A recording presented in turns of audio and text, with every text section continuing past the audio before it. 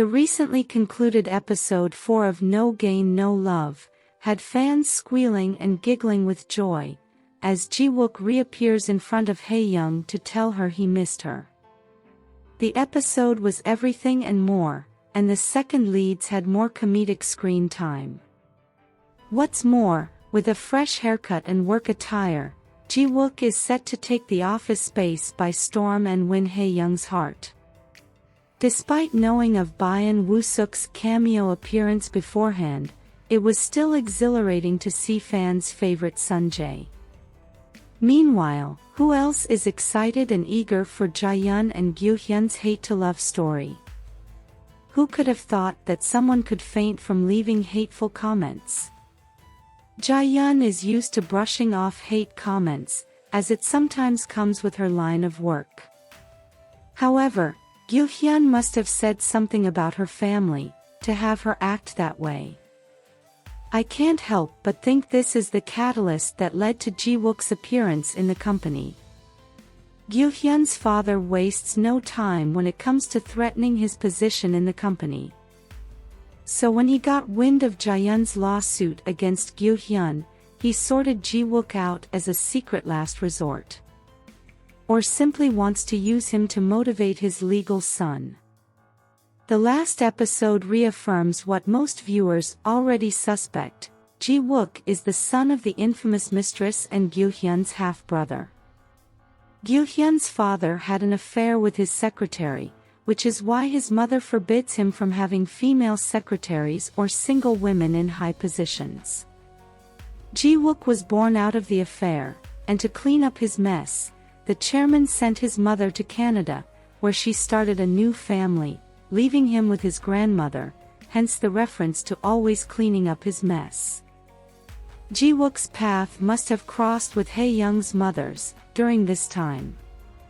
What's more, Hyun's mother could be aware of Ji-Wook's existence, hence her warning to her son in episode 3. Meanwhile, Ji-Young, Ha-Jun, and Hyun are embedded in their own tale, Spice Up Our Love. Ji-Young had a crush on Ha-Jun back in high school, after he didn't only get her his jacket to lean on, but didn't find her weird for being in foster care.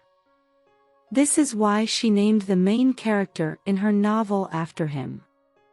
However, it seems like Ha-Jun currently has no feelings for her, and only sees her as just a friend. But this doesn't rule out a potential love triangle in the future. Who else can hardly wait to see Ha-Jun's reaction when he learns that his innocent children's book writer, Ji-Young, is behind the infamous Spice Up Our Love.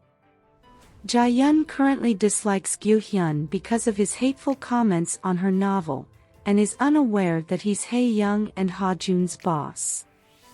Hyun, on the other hand, found out that Ji-Young and his secretary know each other at the end of the last episode. Meanwhile, Hae-Young and Ji-Wook's chemistry is undeniable, and could be felt through the screen with their easy interactions. Something shifted between them after their night together at the hotel. Ji-Wook opened up a bit about his mother, and Hae-Young confided in him about her mother, and tried to relieve him from his grandmother's shackles. Her words and insistence on calling him husband stole into his heart. This could be the reason he didn't return the rented ring. Hae-Young felt neglected by her parents as a child, because her mother focused more on the foster kids than her own daughter. Instead of traveling to Canada as Hae-Young advised, Ji-Wook spent the next 3 months in the hospital by her mother's side, until his father's secretary's visit. Ji-Wook might have accepted to work for the company, with the hopes of being close to Hae-Young, as he said, he missed her, and to maybe change the company policy that only benefits the married. Meanwhile, Hae-Young missed Ji-Wook for the 3 months he was gone. What's more, the cheating Woo-Jae got away with stealing Hae-Young's idea, and even won an award with it. I can't wait for him to see Hae-Young and Ji-Wook together at work, just as he rubbed his relationship with his wife in her face. What's more, Hee-sung's boyfriend is cheating on her with Jaehyun's work partner. This is her boyfriend of 10 years, and it's glaring that she knows about his promiscuity, but is in denial about it. I wonder why Jaehyun and Hae-Young seem cautious about bringing up the subject.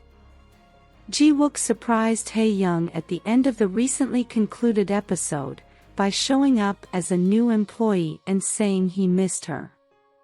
To make matters grand, he's assigned to her team. After addressing the new recruits, she searches for him to understand what's going on, but Ji-Wook is already waiting.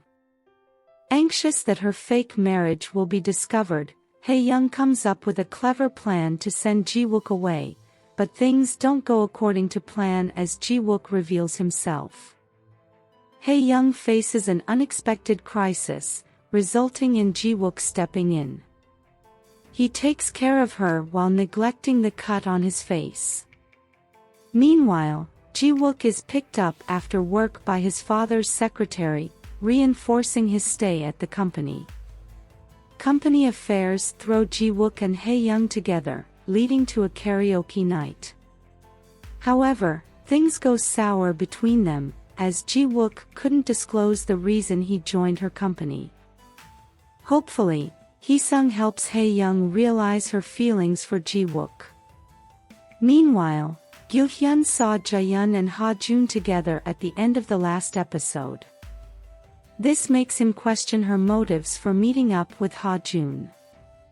Thinking she approached Ha-Jun because of him. On his way to the gym, he runs into Jaehyun, who's still furious.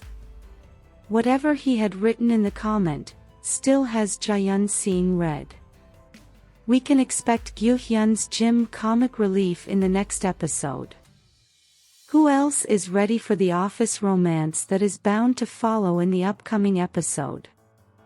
On a scale of 1 to 10, how excited are you for the next episode? And do you think Ji-Wook is the chairman's illegitimate son? Let us know your thoughts in the comments section below. If you liked this content, give it a like, share, subscribe, and turn on your notification bell for all things wonderfully K-drama. Thanks for watching, bye.